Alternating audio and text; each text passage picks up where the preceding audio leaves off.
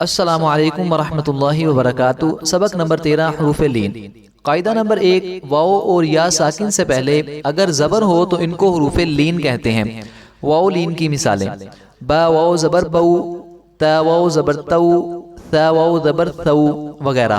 اور یا لین کی مثالیں: با یا زبر بئی، تا یا زبر تئی، ثا یا زبر ثئی وغیرہ ہیں۔ ہدایت نمبر 1، حروف لین کو نرمی سے ادا کریں، نیز حروف لین اور حروف مدہ کی آوازوں میں فرق بھی کریں۔ ہدایت نمبر 2، حروف لین بھی حروف مدہ کی طرح ایک الف کے برابر لمبے کیے جائیں گے، لیکن ادائیگی میں آواز معروف ہو، مجہول نہ ہو۔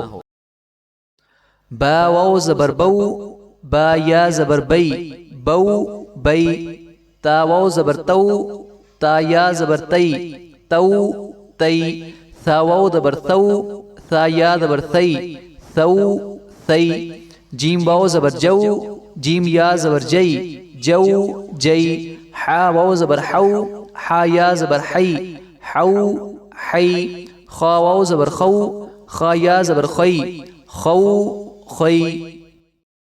ہجے کا طریقہ: عفونا کے ہجے اس طرح ہوں گے: عین زبر ع، فا واو زبر فو، عفو، نون الف زبر نا، عفونا۔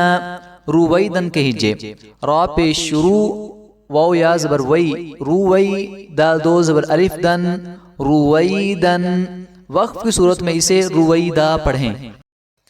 عین زبر ع، فا واو زبر فو، عفو، نون زبر الف نا، عفونا۔ قول یومئذ قوسین زوجا، وقف کی صورت میں زوجا۔ یوم یرونها اوتادا توبتا۔ قومی صوما، وقف کی صورت میں صوما۔